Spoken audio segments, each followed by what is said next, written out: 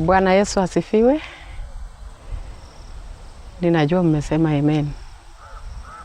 Nikapa na kitu moja tu yenye nataka kusema na wamama ambao wenye bado umri yao iko chini. Wala ambao hawajajua kukaa kwa ndoa ni nini.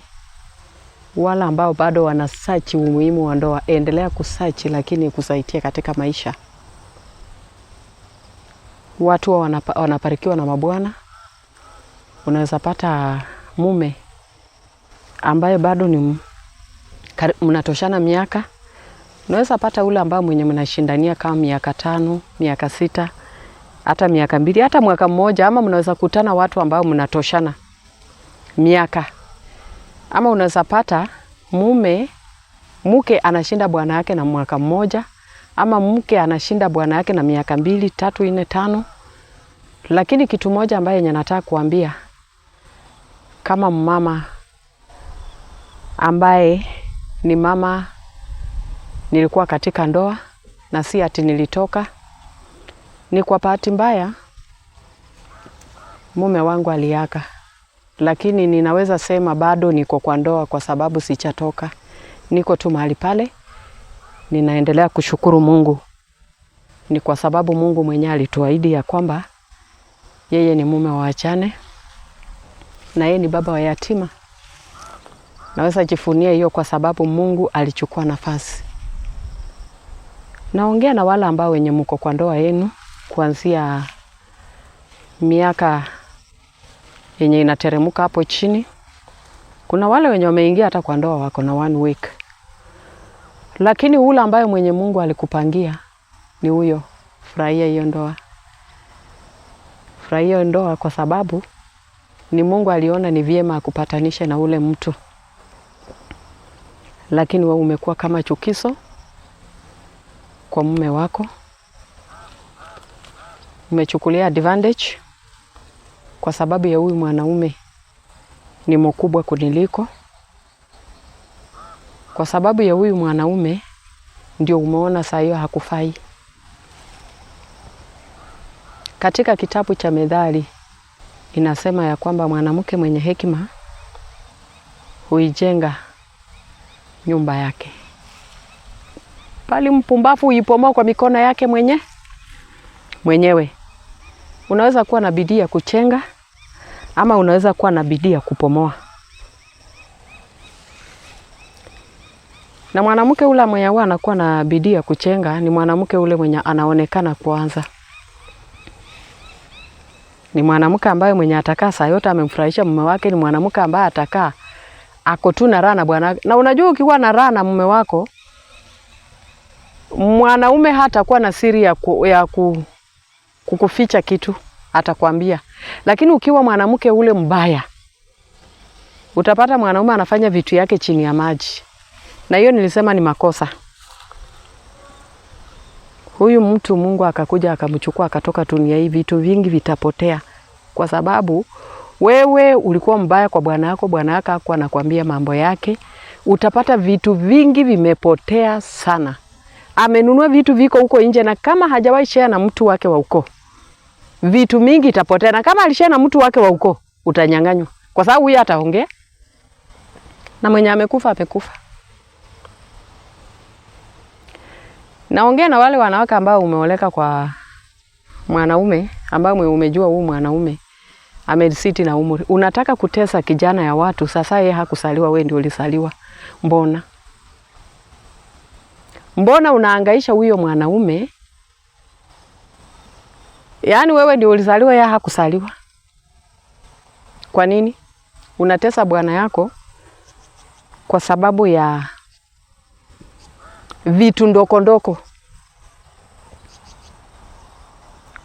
Unasema alikuwa, uliona? Umekaa sijui uko na CCTV ya mashetani. Mwanaume ako mbali na wewe, lakini uko tu uko na mwanamke. Uko na mwanamke. Hiyo CCTV ya mashetani ishindwe katika jina la Yesu. Wewe uende kanisani uombe bwana yako. Ukienda kanisani na uombe mume wako, mume ndiye anamlinda huko. Nafurahia kuna mahubiri, kuna mama alihubiri tukiwa mahali. Tulikuwa tu semina ya wamama. Katika kanisa moja hapa Birunda. Kanisa ya Bishop Wycliffe Muhebi. Huyu mama alikuwa anaitwa Martha, huyu mwenye alihubiri. Alisema yeye bwana yake ako mbali. Lakini kuna kawimba aliimba hapo. Na akasema yeye mume wake mahali penyako ni Mungu anamlinda. Wewe mwenye uko tu mbali, bwana yake ako dunia nyingine. Kwa nini usiamini huyu Mungu analinda huyo mtu? Na ukipata mwanaume ule mwenye anakucheat,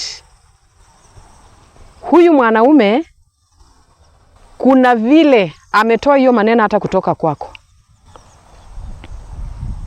Kuna vile haujamtreat vizuri na mambo mengi ametoa tu kwa kinywa chako na una habari.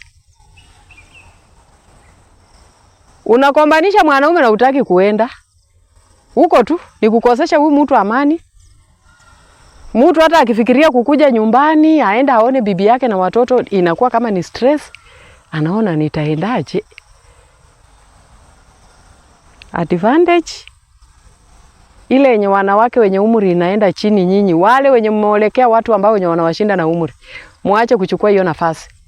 Munapoteza na utapoteza na utapoteza. Na ukirudi kwenu hao wenye wanakusaidia hao, hakuna kwenu hawatakukubali. Utatembea kwa milango ya watu ya ukoo paka utachoka. Kwa sababu utakuwa unakanyaka hapa, mtu anaona mziko ya watoto anasema mimi, na hao ndio walikuwa wanachangia kukusaidia hiyo ndoa kufunjika. Hao ndio walikuwa wanachangia kufuruka hiyo ndoa yako. Na ndoa ukipata inafurukwa na watu wengi. Wewe mwanamke, wewe ndio uko na shida.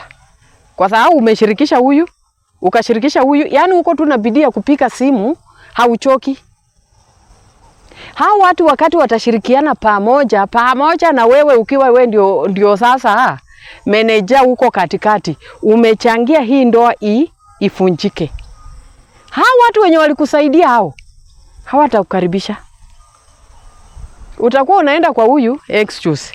Ukienda kwa huyu bwanangu atakingi watu. Ukienda kwa ndugu yako, shemeji yako ndio anakuonyesha madharau. Ukienda kwa mchomba, bibi ya mchomba akutaki. Ukienda kwa ndugu ya baba yako, bibi na anasema mimi wangu walioleka wote.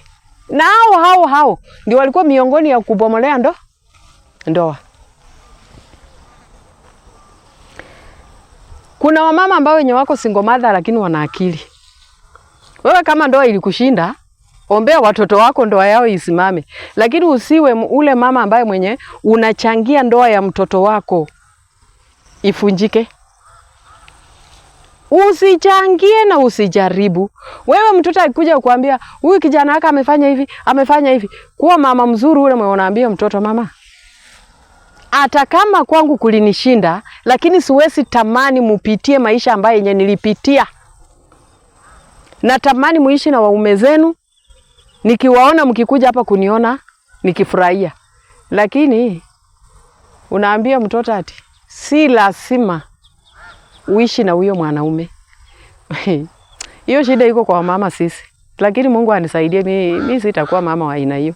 Mungu anisaidie kabisa. Mimi mtoto yangu akitoka kwa Bwana ni atarudi. Hata mimi yuko wakati nilipebako misiko nikaenda, walinirudisha na siku yenyewe. Tena waliweka tu mandugu zangu. Walinirudisha kwangu. Na nimekaa, hata kama mmoja wangu alienda lakini mimi nimeishi. Niko. Hakuna mahali pazuri. Na ndoa wewe mwenyewe ndio unaweza fanya hii ndoa ikaweze kusimama na ikuwe na amani. Mwanamke wewe mwenyewe. Unajua mwanamke ako na kaspiriti fulani kale kakufunja na sekondi. Hivi kakitu tu akiamusha hivi anaharibu kila kitu. Mbona? Mwanamke wewe ndio msemi wa hiyo nyumba. Wewe ndio unaweza ambia bwana wako, mzee wangu tuishi na amani sijui nini. Hata kama bwana atachikoroka nini, lakini unapata tu mwanaume. Mwanaume ni mzuri. Mwanaume ni mzuri. Hata kama anaenda huko nje amekuheshimu kwa sababu anafichana. Na ni wewe mwenyewe ndio umechangia. Sasa kitu ambaye yenye naambia nyinyi wasichana ambao wenye mnaenda kwa wanaume ambao wenye wanawapita na umri, jaribuni msimamishe ndoa zenu na mlete amani. Na nyinyi wa mama wakwe, wala ambao vijana wametoa wasichana kwao, mkwe wa mama ambao wenye mnaweza heshimu ndoa ya msichana wako. Usiwe wewe ndio unachangia kuharibu ndoa ya msichana wako. Wewe ndio ukiambiwa wewe ndio huyo, bila adabu unapigia kijana wako mkwe simu. Unaanza kumkombanisha kwa simu badala ulale, tena unampigia usiku. Wewe naye msichana, kuwa mtu ambaye mwenye unaficha siri yako. Si kila kitu utashare na kila mtu. Na hata mwenye utashare na yeye unamwambia waacha hii maneno iishie tu kwetu mimi na wewe, nisaidie vile naweza maintain hii ndoa yangu. Lakini simu inapiringikanga, hii simu alileta hii. Hii simu ina maneno. Kwa neno litapiringika, litaenda na ni uongo mtupu. Ukipata neno la ukweli, hakuna. Muache kuharibia wanaume wenu heshima. Kama uliona ni mkubwa uliolekea wa nini? Na kama umeona yeye ni mkubwa si utoke. Enda tafuta kijana barubaru. Hata kama walikufa hawakuisha, wako. Majenzi wako. Enda tafuta huyo mwenye unataka, mwenye unaona huyu naweza tembea na yeye na nifurahie. Chukua. Enda na yeye, achana na huyu mzee, tafute mzee mwenzake. Waoane na waishi. Mungu amani awabariki. Mimi nawaombea ndoa zenu sisimame. Ndoa yenu isimame na msimamo ulio mzuri. Mwanamke, jua vile unaweza lea poma yako. Mwanaume, jua vile unaweza lea watoto wako. Jua vile unaweza lea mume wako. Na ukielewa mume wako, hakuna kitu ambaye itakushinda. Na we mwanaume ukielewa mke wako, hakuna kitu itakushinda. Kitu moja, wanawake tutoe uongo katika vinywa vyetu. Wewe ndio utafanya huyu mwanaume aanze kuhanya. Kwa sababu ya ubumbafu. Amen. Na Mungu abariki hiyo ndoa na isimame katika jina la Yesu. Amen.